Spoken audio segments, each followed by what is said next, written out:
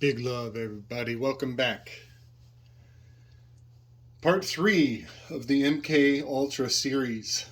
Uh, so much ground to cover and so little uh, space and opportunity to lay out the line of reasoning here.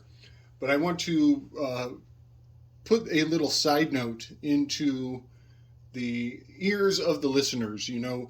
If you've seen all of my work, you know that I dance around the term magic and psychology. Um, Depending on what kind of mental propensities each of us claim, the word magic could be a huge turnoff for so many people. And if I would use the word psychology in its place, they would come back to my line of reasoning comfortably.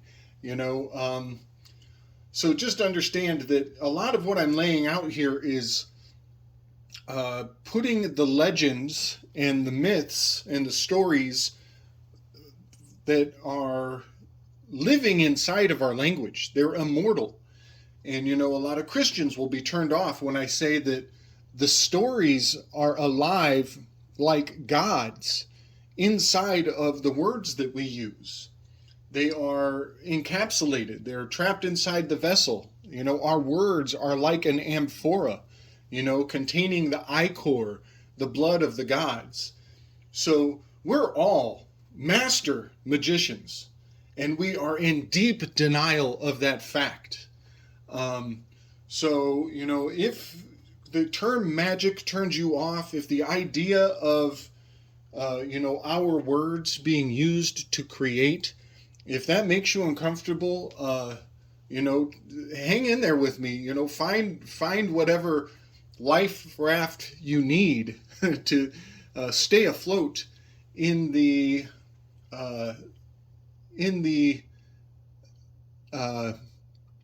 sadis, the sanctum sadis, the holy sea of our words. The word ocean and the ocean is the unseen currency of the magic that we use to trade in ideas.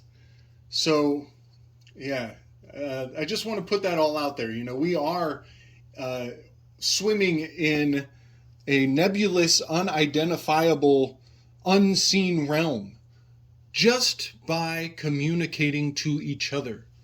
And the words that we use, they give us a land to stand on. They give us common ground that we can come together and feel oriented in this magical world of psychological profundity. So I just want to put all that out there. Essentially what I'm doing is I'm, evoking the divinity of the words and pointing out how very magical language is. I should write this out, but English language, the ing in the lang, that's the yin yang. That's the polarity. There's your two pillars. The English language is the yin yang of the duality of the Masonic tracing board. The two pillars of the season of the summer and the season of the wint to her, the wint to her. The sun is the masculine, the winter is the feminine. So I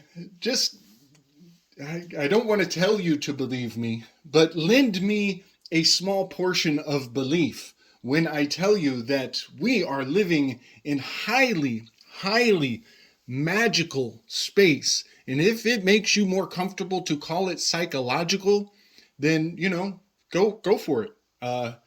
I tend to dismantle the word psychology into a whole nother series of of reasoning. But I just wanted to put that out there. We are dealing in magic, whether you like it or not.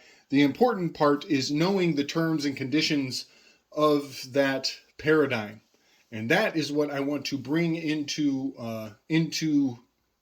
the conscious level. I want to summon these ideas from the unconscious, from the wisdom of the elders, from the knowledge of the saints, and I want to bring them to life and present them to you so that you can appreciate the value of abracadabra, for sure.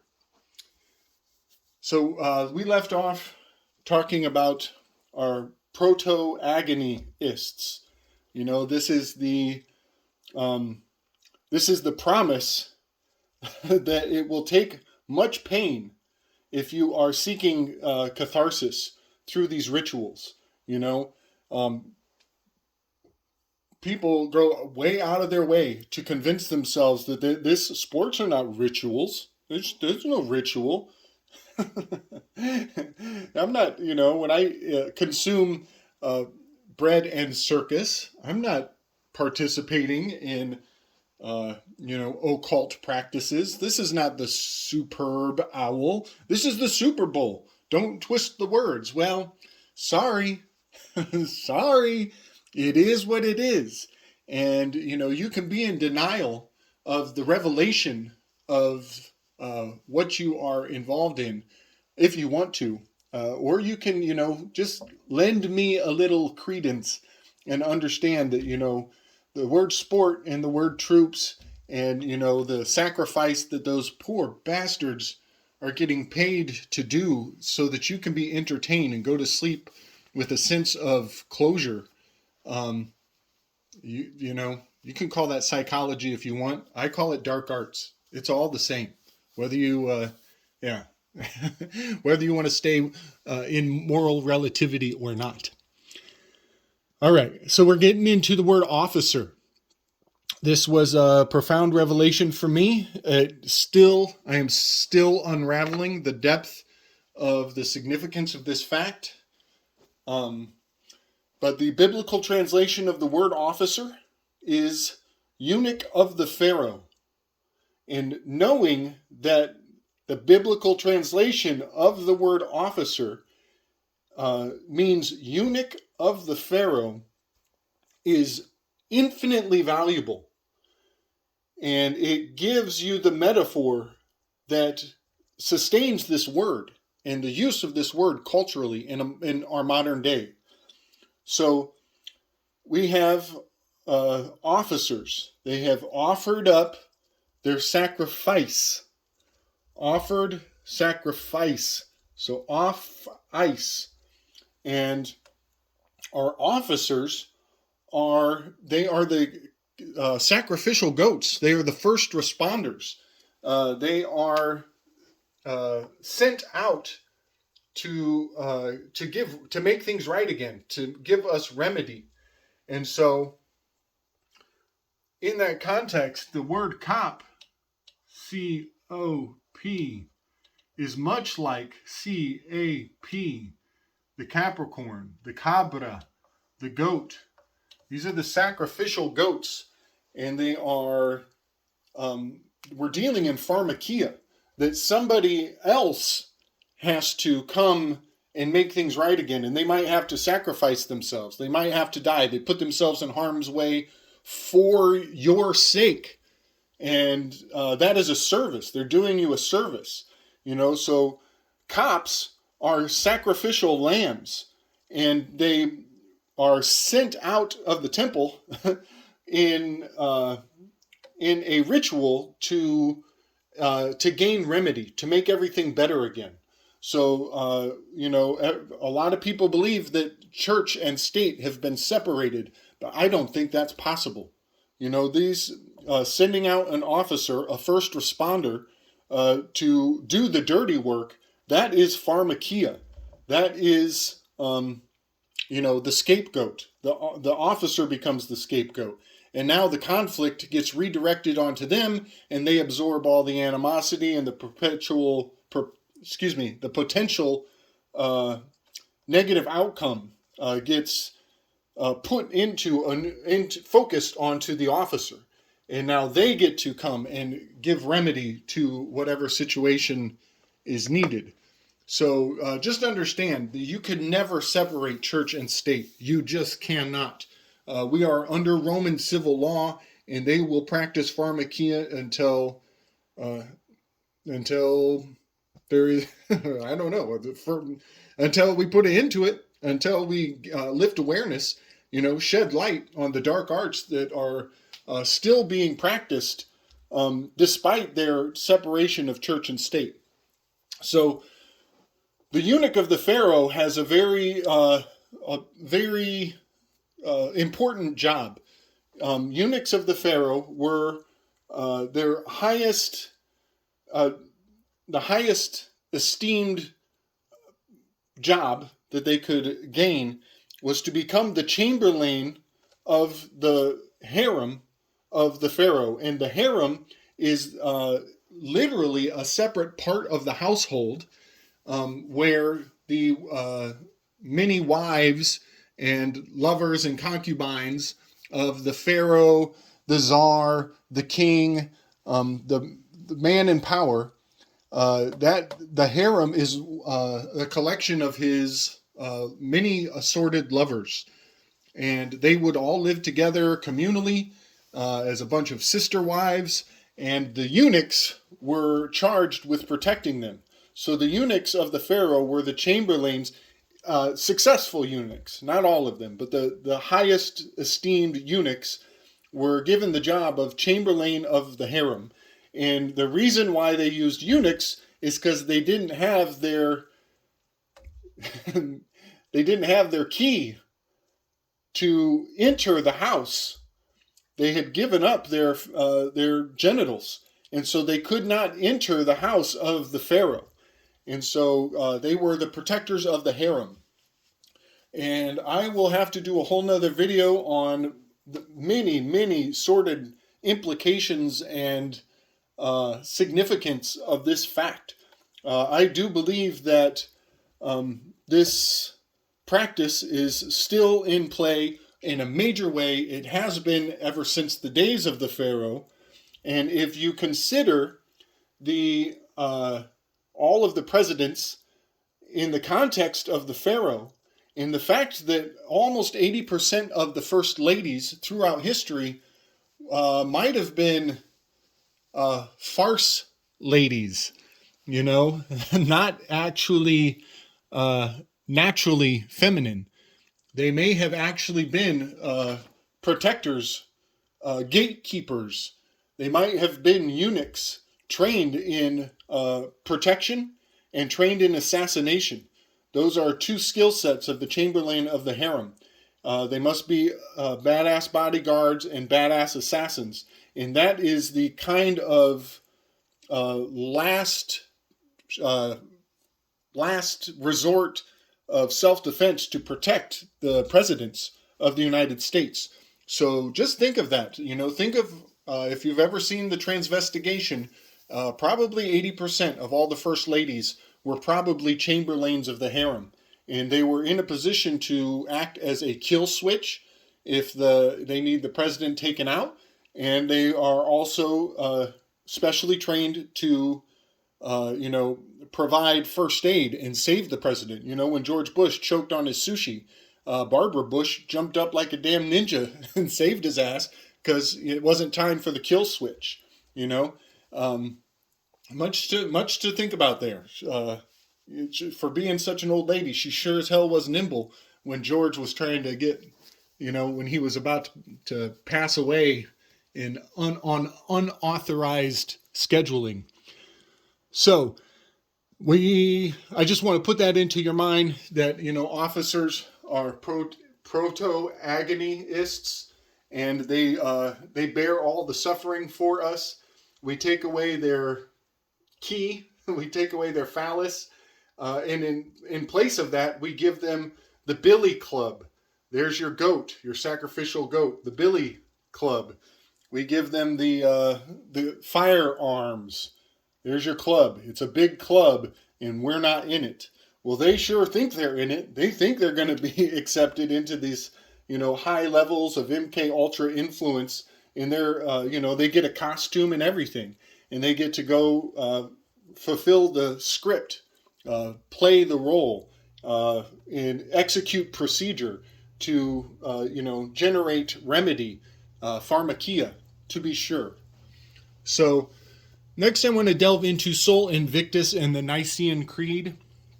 This is very complicated, very in-depth stuff,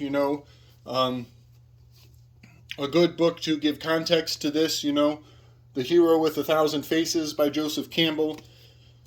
It kind of delves into, there is an assertion that, that Jesus is an amalgamation of all these other pagan myths. And that's kind of a superficial read on the situation, I believe. It is valuable. There's much to know in that context. But, I've extracted my concept of Christ, refined it down to essentially what the Gospel of Thomas would have to say about that, leading into the, Thomas Jefferson Bible and him cutting out all the excess sensationalism, all of the trappings of Rome. And most of the story of the Bible was edited out of the Thomas Jefferson Bible, and he was strictly focusing on the words of wisdom of a man. And that is a very noble perspective on understanding the character of Christ. So I personally keep my concept of Christ sacred in the crucible of the Gospel of Thomas, and all these pagan practices and mumbo jumbo that were conflagrated into Christianity. It all goes back to the Nicene Creed and Sol Invictus. It's a very nuanced story, very hard to delve into the implications of the slow rollout of paganizing Christian cult practices.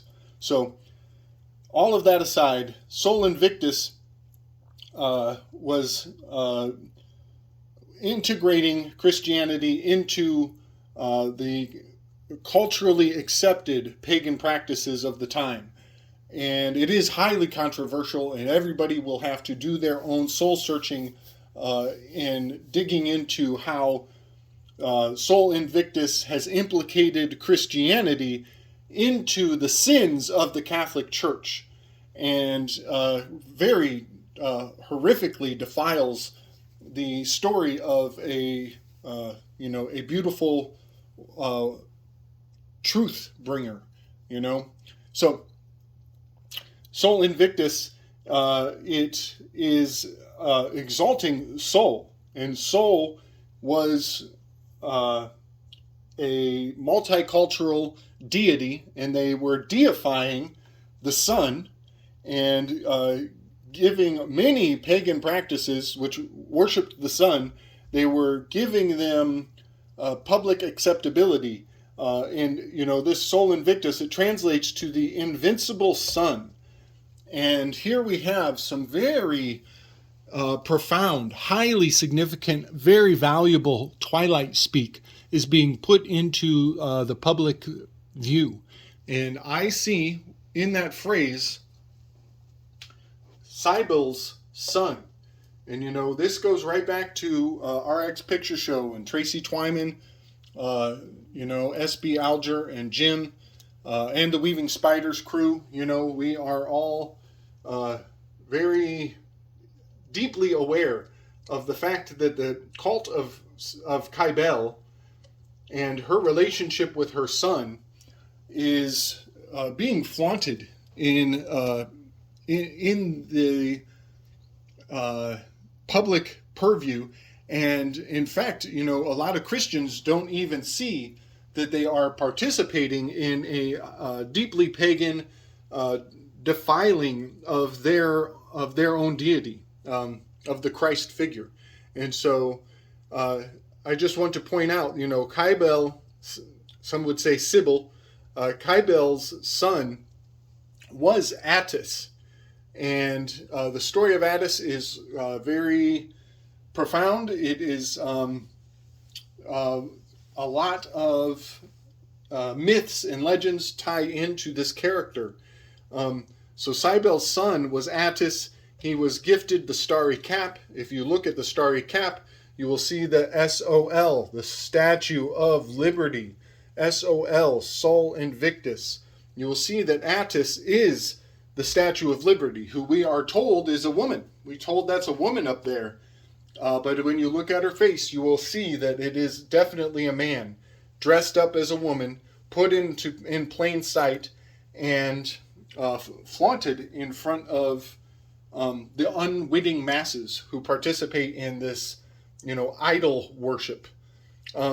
So Atis, if you dig into the myth behind Atis, Atis is, in Greek, is gifted the crown, is given a title, and that title is nature. And so putting your signature on a piece of paper, you're giving away your capacity, your capabilities. You are losing your potency. You're going into contract. You're putting an offer down. You're spilling your blood on that line next to the mutable cross.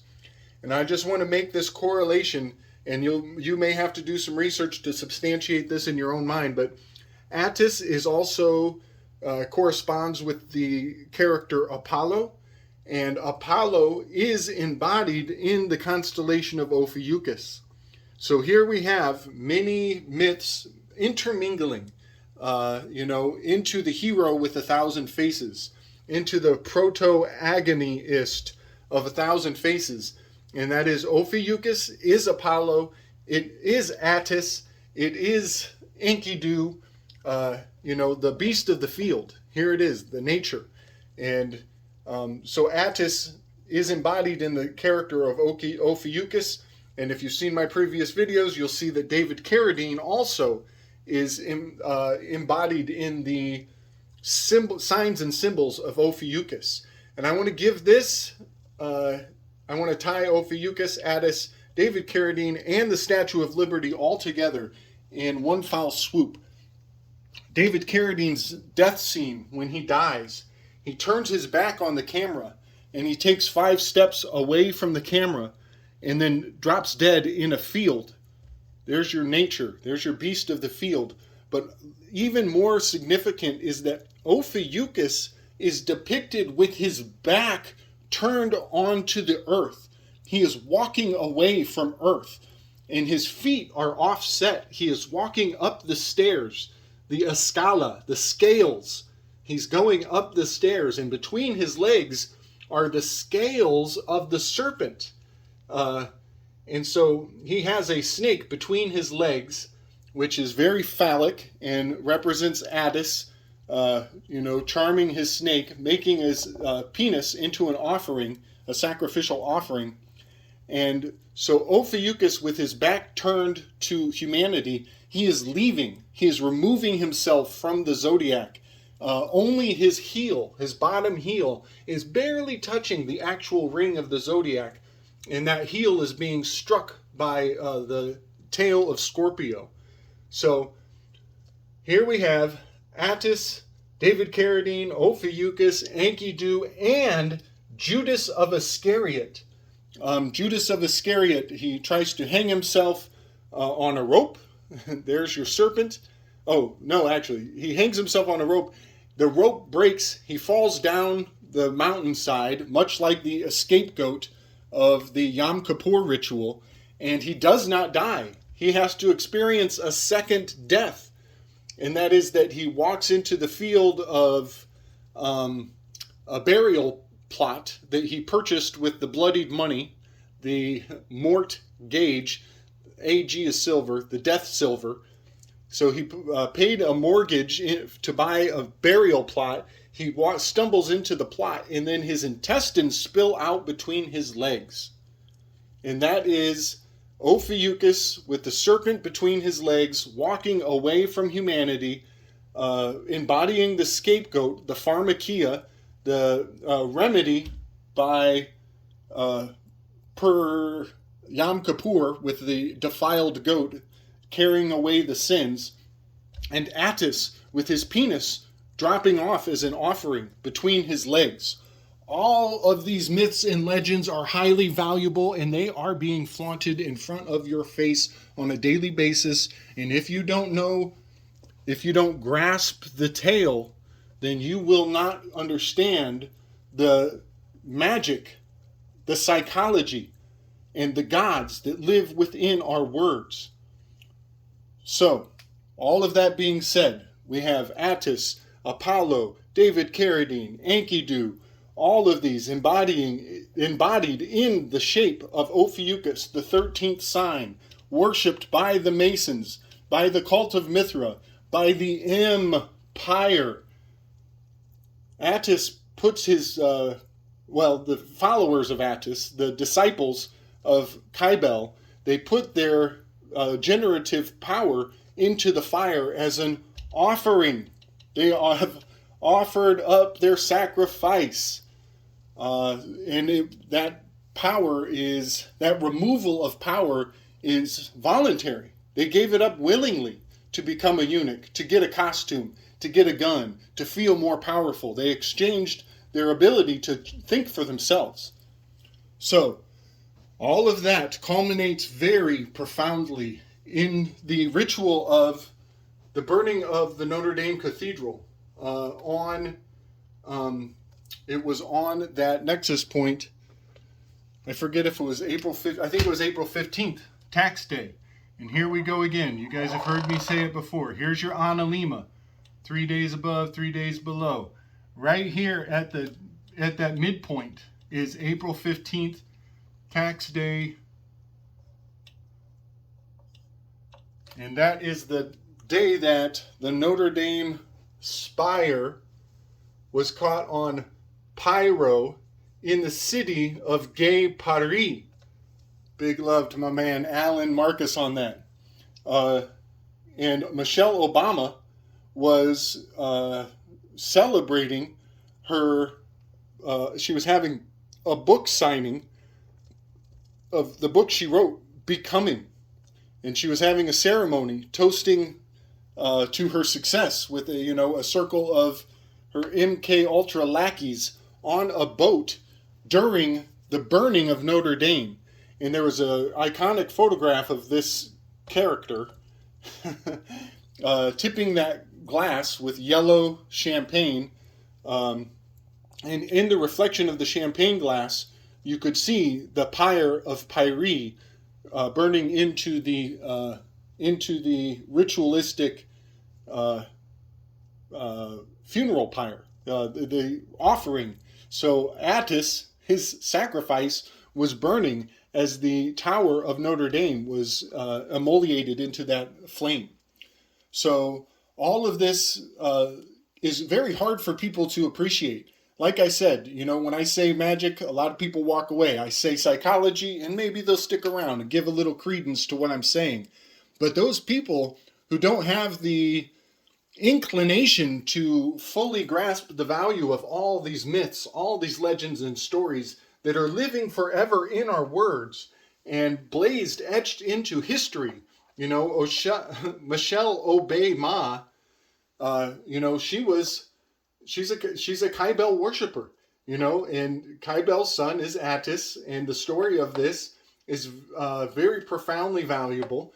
And the reason why people don't have the time or the inclination to see the magic that is rolling out in front of their eyes is because they have responsibilities. They have too many responsibilities weighing them down. And so their true potency, their true power just pours out of them to the fact that, here we are with the weekdays. They have responsibilities to stay in the weekdays, and they will never have the vision of the fact that there is no separation of church and state, folks. We're dealing with Rome. This is Roman civil law. Roman civil law. You better believe that we are respawning Cybele and Atis all through our weekdays. And if you give up all that power, you will never grasp the tale. You will never understand that Ophiuchus, the 13th sign, and the M-pyre are very much marching through your wallet, and they can pull your potency right out of that bank anytime they choose. It's time to rise up. Keep your head on a swivel and know what is being placed before you and its true value and the full contract of that agreement. Much love, my people. We're gaining power. We're gaining affluence in this magical world that has been hidden from us. This unseen realm. We are becoming, the wizards and the masters of these stories, bit by bit. And if that offends you, I'm sorry. But if it empowers you, you're welcome. Strength.